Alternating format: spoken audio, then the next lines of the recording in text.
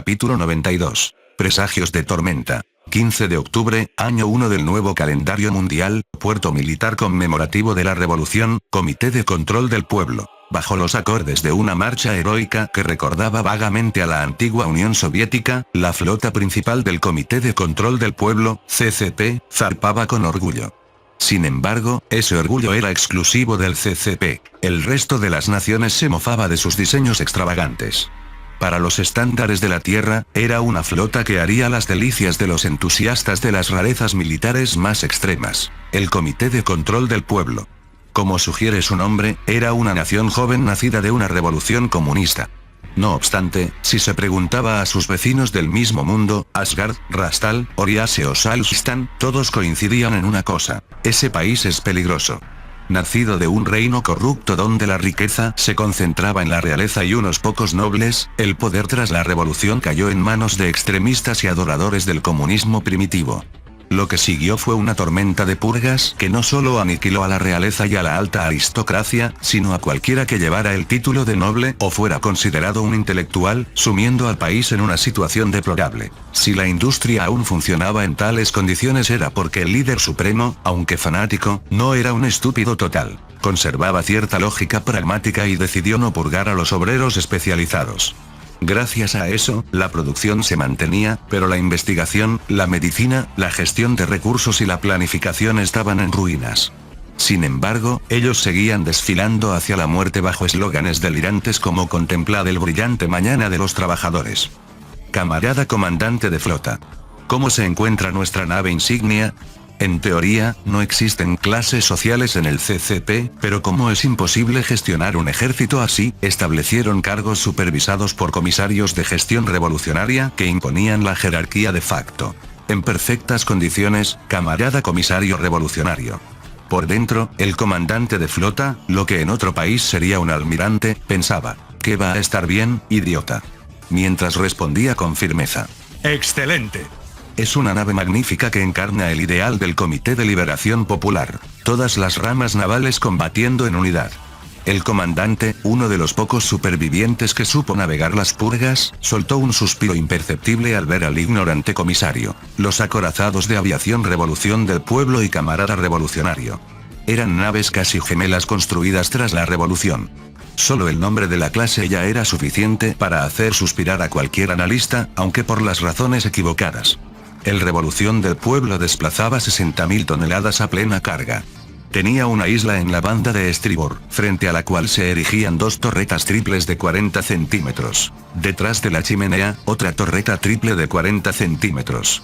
En la banda de babor, contaba con una enorme sección sobresaliente para la cubierta de vuelo, que también servía para equilibrar el peso, cañones secundarios de 15 centímetros en casamatas, y más plataformas para artillería antiaérea de 10 centímetros y ametralladoras. Una estructura grotesca. Fiel al lema de unidad de todas las ramas, también llevaba tubos lanzatorpedos submarinos y cargas de profundidad. Su utilidad.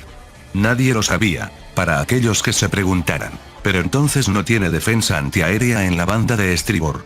Ahí radicaba el concepto de casi gemelas. El camarada revolucionario estaba construido de forma inversa, con la isla a babor.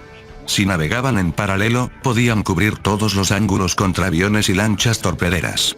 Un concepto de buques gemelos dependientes que, como demostró la historia naval en la Tierra, era un desastre operativo, pero eso era un detalle menor para ellos. En el mundo de las armas, cada unidad debe ser capaz de operar de forma independiente para ser efectiva.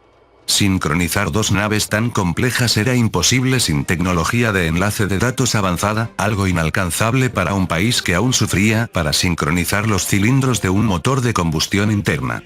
Camarada comisario, ¿qué es ese dispositivo en el hangar?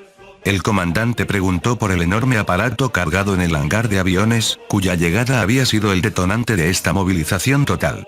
Por cierto, el hangar estaba absurdamente dividido. La parte delantera solo accedía al ascensor de proa y la trasera al de popa. Para mover un avión entre secciones, había que subirlo a la cubierta de vuelo primero. Un caos logístico.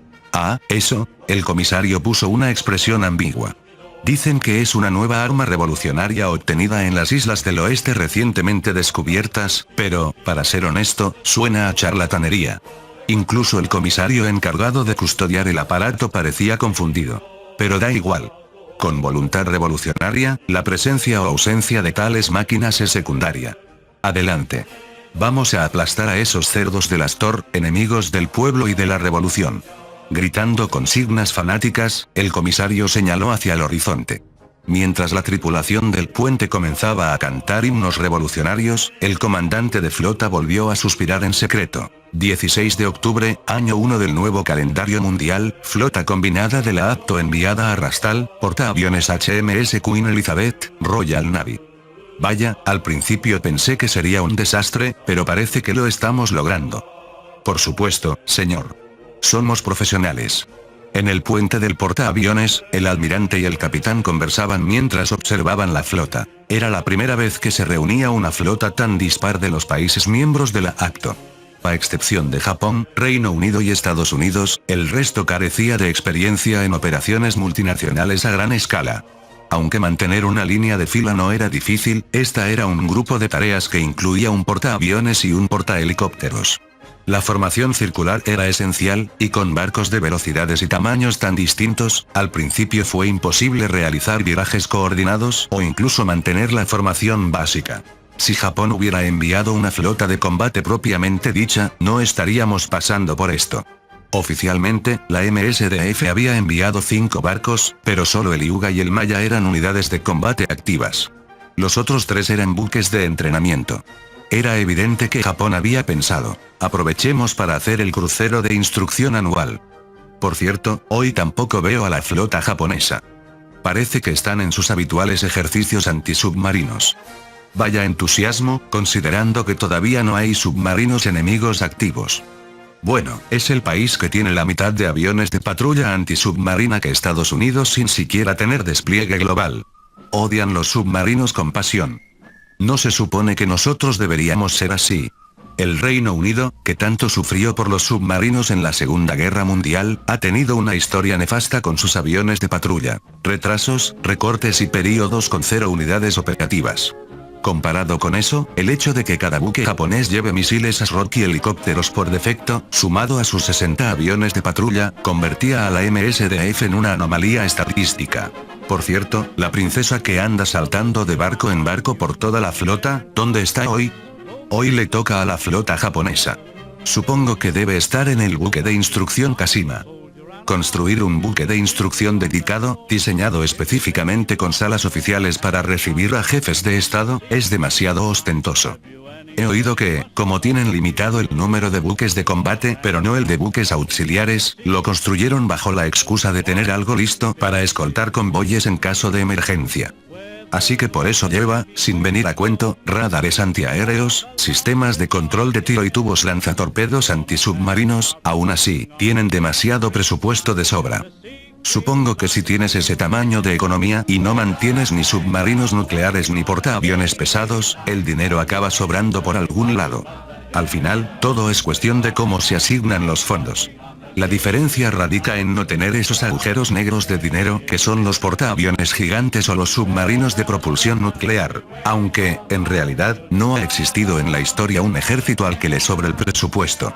La naturaleza humana siempre deseará algo mejor de lo que puede pagar. Aún así, ese acorazado es magnífico. Sí, es una belleza. Ambos dirigieron la mirada hacia el crucero de batalla de la Armada Real de Rastal que solían observar. Con una silueta que recordaba al antiguo HMS Odd construido por Gran Bretaña, el buque era extremadamente popular entre todos. Por cierto, hubo un incidente en el que unos entusiastas mostraron fotos de un acorazado clase Nelson preguntando si existía algo así, lo que provocó que todos los oficiales de Rastal, excepto la princesa, retrocedieran horrorizados por su fealdad. En fin, pronto llegaremos a Rastal. Una vez que la princesa se quede allí, podremos hacer maniobras más serias en el viaje de vuelta. Cierto. No tiene sentido una flota multinacional si solo hacemos formación en línea y ejercicios bilaterales por separado.